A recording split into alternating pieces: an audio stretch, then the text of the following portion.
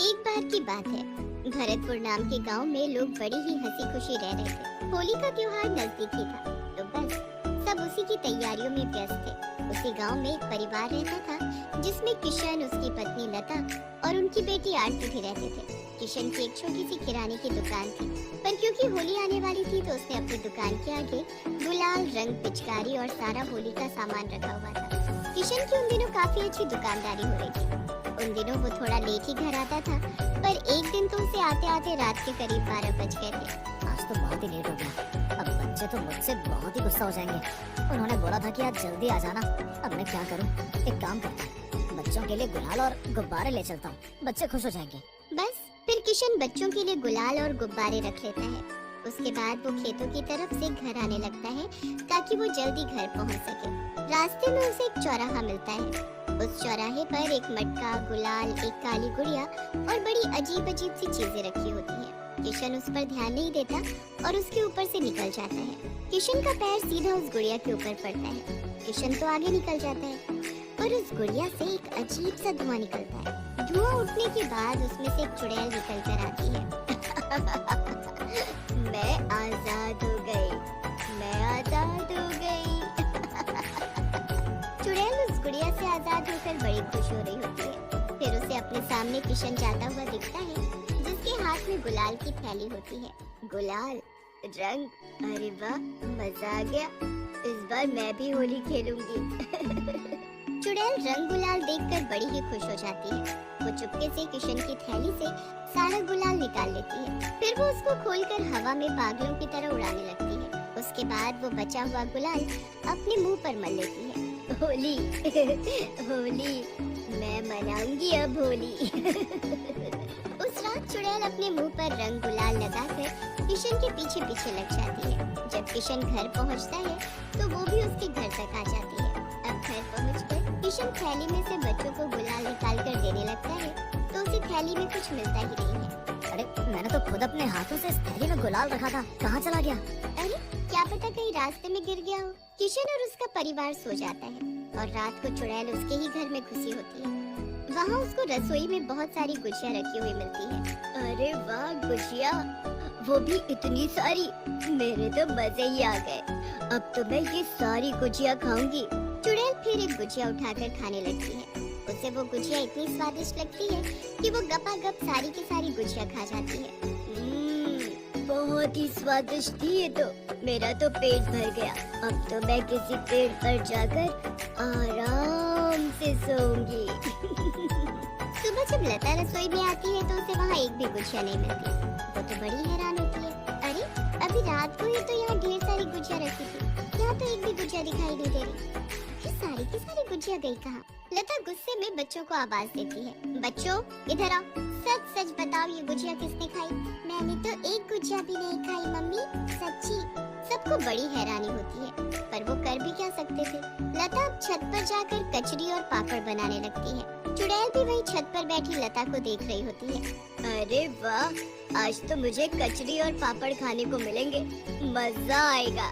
लता पूरे दिन कचरी और पापड़ बनाती है और उसे शाम तक धूप में सुखाने के बाद उनको तलकर डब्बों में भर देती है। बच्चे जब उससे पापड़ मांगते हैं तो वो उनको डांट देती है और एक भी पापड़ नहीं देती। वो डिब्बों को बच्चों से छुपा कर रख देती है। पर चुड़ैल को तो सब पता होता है कि डब्बे कहाँ रखे हैं और वो सबके सोने के बाद फिर से रसोई में आती है और सारे डब्बे निकाल कर बैठ जाती है। इसने कैसे सोच लिया कि ये डिब्बे छुप सकते हैं, वो भी मेरी नजरों से? कभी नहीं, मैं अभी आकर देखती हूँ कि आखिर ये बने कैसे हैं। बस फिर चुड़ैल कचरी और पापड़ खाना शुरू कर देती है। उसे तो वो भी इतने स्वाद लगते हैं कि थोड़ी सी देर में वो उनको भी सफा चट कर देती है और फिर से जाकर पेड़ पर सो जाती है। अब अगले दिन जब लता रसोई में जाती है तो उसे वो डिब्बे खाली रखे हुए मिलते हैं। हे भगवान, ये डिब्बे तो पापड़ और कचरी के हैं, इसमें से पापड़ और कचरी कहाँ गए? आखिर कौन यहाँ आकर सब खा रहा है? लता फिर बच्चों से पूछती है और उन्हें खूब डांटती है, पर बच्चे बार बार यही बोलते हैं कि उन्हें तो पता ही नहीं था कि कचरी और पापड़ रखे कहाँ हैं। लता अब तो बिल्कुल परेशान होकर बैठ जाती है। रात को चुड़ैल रसोई में रखी चीजें खा जाती और पूरा दिन वो किशन के साथ बाहर घूमती या दुकान पर रहकर वहाँ काम करती रहती। कितनी बार लोग किशन को देखते कि किशन अपने मुंह पर रंग लगाकर क्यों बैठा है, पर दरअसल वो चुड़ैल होती है जो उसके शरीर में दिन के वक्त कब्जा करके रखती है। उसे खाने पीने और होली का बड़ा ही शौक होता है। अब एक दिन किशन अपने भैया भाभी के घर होली देने जाता है। अब फिर से चुड़ैल उसके पीछे पीछे लग जाती है और उसके भाई के घर तक भी पहुंच जाती है। किशन जैसे ही वहां पहुंचता है तो उसकी भाभी उसके लिए खूब सारा खाने का सामान टेबल पर रख देती है। उसमें ढेर सारी खाने की चीजें और मिठाई ही मिठाई होती है। पास में गुलाल और रंग भी रखा होता है।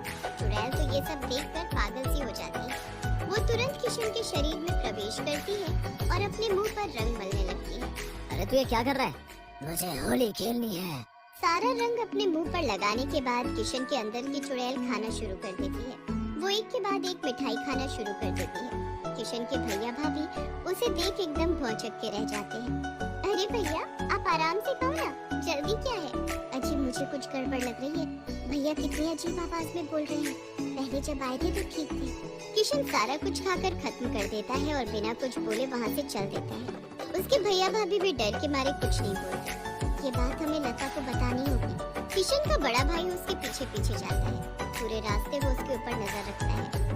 किशन रास्ते में रुककर कुछ लोगों को देखने लगता है जो होली खेल रहे होते हैं और फिर उनके साथ पागलों की तरह होली खेलने लगता है। किशन के भाई को कुछ समझ नहीं आता। वो जल्दी से उसके घर पहुंचता है और लता को सारी बात बताता है। भैया, वो यहाँ भी अजीब सा बर्ताव कर रहे हैं। बच्चों को खेलने नहीं देते और उनके गुब्बारे खुद मारने लगते हैं। सारा गुलाल और रंग खुद पर मलने लगते हैं। किशन पर किसी भूत चुड़ैल का वास है। हमें ऐसे कहीं दिखाना होगा जल्दी, वरना एक बार होली का दहन हो गया तो इससे पीछा छुड़ाना मुश्किल हो जाएगा।